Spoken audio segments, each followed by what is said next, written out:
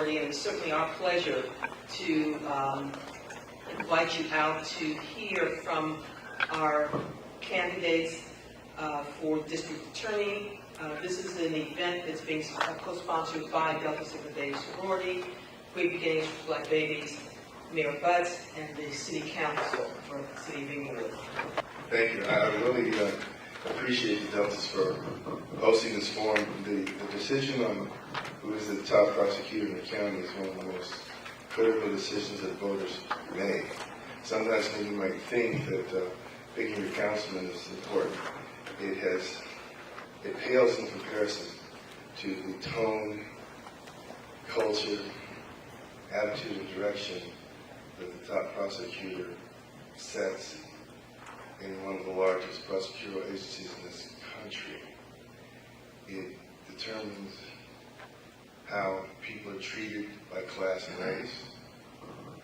It determines the level of sensitivity as to an appreciation for what incarceration and prosecution can do to children and young people. Prosecutors, compared to people that are prosecuted, basically have unlimited resources. A prosecutor's decision to charge you can result in your bankruptcy, into your financial devastation. And that's why I think it's important that we hear, and I'm so glad that the two candidates that came and talked to us, because you need to know who you're voting for when you vote for district attorney. I want to introduce myself. I'm Jackie Lacey. I am the Chief Deputy of the LA County District Attorney's Office. I worked for the DA's office for 26 years, most of my adult life. And I've done everything from zoning law enforcement to drug cases to child molestation cases to murder cases. And the last 11 years I've been in a leadership position. In my leadership position, I supervised major crimes, major narcotics, the sex crimes unit, the family violence unit, the unit that prosecutes crimes against peace officers, the unit that prosecutes domestic violence in our community. Good evening, everyone. Good evening, Deltas. Thank you so much for hosting your civic and community work today. It's so important. My name is Bobby Grace. I've been a Deputy District Attorney with Los Angeles County for 23 years. Originally from the Inland Empire, but moved here to Los Angeles area to attend UCLA, where I met Cheryl, your sister. I'm a member of Alpha Phi Alpha fraternity, pledged there. My only adult job has been with the District Attorney's Office after graduating from Loyola Marymount Law School.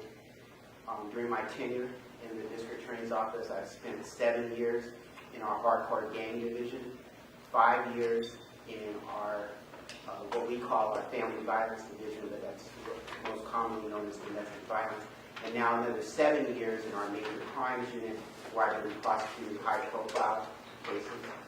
I've had an opportunity to go to court 70 times prosecuting murder cases.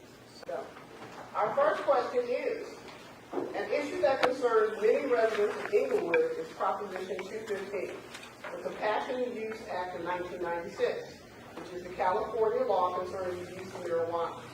How do you plan to keep our community safe from those who misuse the current marijuana clinics, and how do you propose to regulate the marijuana clinics? With respect to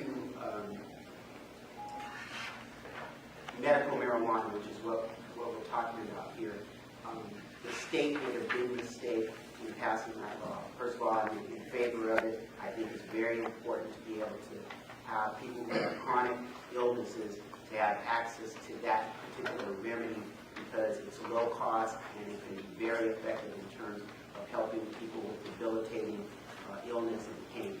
That being said, the state made a big mistake, a huge mistake, in terms of not passing companion legislation that would set clear regulations and guidelines for the cities who have the ultimate responsibility of regulating these businesses, because these are private businesses that are handling these particular items for the public.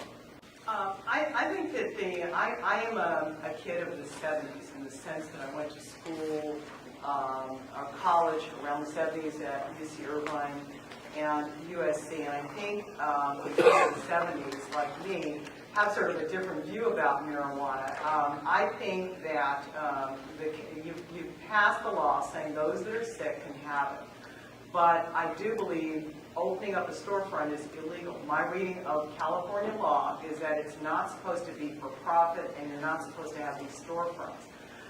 What is required, though, is cooperation from your mayor and your city council, because the district attorney's office believes those are illegal, but what has happened is some cities have sort of opened up the doors and given these people business license to be there. And then when the crime comes, when the traffic comes, when they come and start passing out flyers at 3 o'clock when your local high school is out, then the city, then you want something done.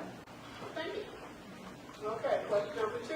AB 109, which is the Criminal Justice Realignment Act, allows inmates in state prisons for nonviolent crimes to be released to county jails and ultimately to be released earlier than the time they were sentenced. How do you plan to address this issue and its impact on the Inglewood communities?